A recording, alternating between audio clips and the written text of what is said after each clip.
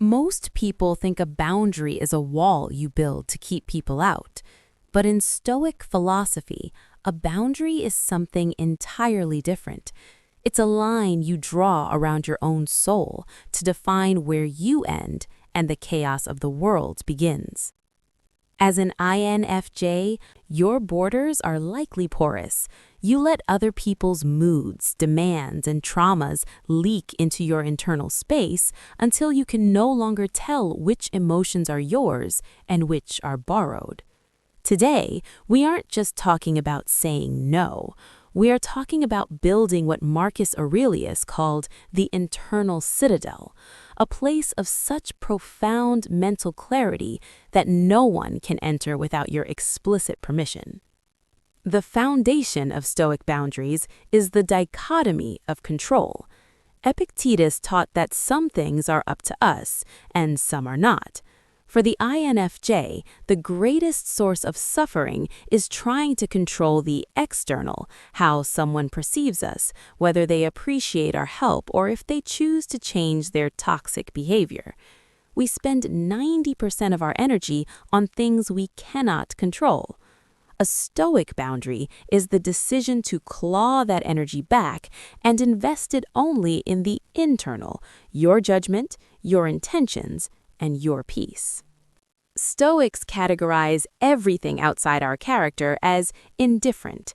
This doesn't mean you don't care, it means your happiness isn't dependent on it.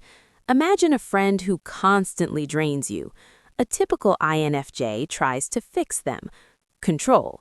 A Stoic INFJ views that friend's approval as a preferable indifferent.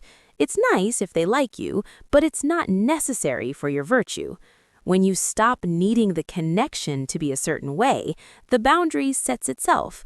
You aren't slamming the door in anger, you're simply closing it because the draft was chilling your home. The tension every INFJ feels is the guilt of the gatekeeper. We feel that by setting a boundary, we are hurting the other person. But Stoicism offers a provocative shift.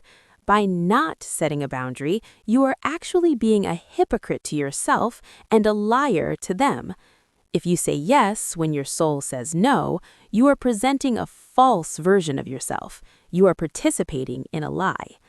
A Stoic boundary is an act of truth.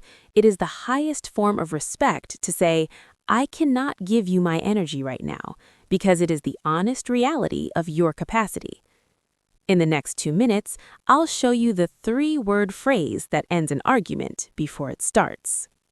Stoic boundaries require amor fati, the ability to accept reality exactly as it is. Often, we don't set boundaries because we're holding on to a fantasy version of a person. We think, if I just explain it one more time, they'll get it. Accepting reality means realizing that some people are simply stinging scorpions. It is their nature to sting. A Stoic doesn't get angry at the scorpion for stinging. They simply stop putting their hand in the jar. Your boundary is the jar. It's not a punishment for them. It's a policy for you. Between a stimulus, a rude text, or a demanding favor, there's a gap. In that gap lies your freedom. This week, use the 24-hour rule. When someone asks for your emotional labor, do not respond immediately. Say, I need to check my capacity and get back to you. This isn't a delay tactic. It's a structural assessment of your internal citadel. You are checking to see if you have the provisions to help without starving yourself. You are the architect of your own peace. If your house is full of noise and footprints, it's not because people are intruding, it's because you left the door wide open. Close the door, not in hate, but in self-respect.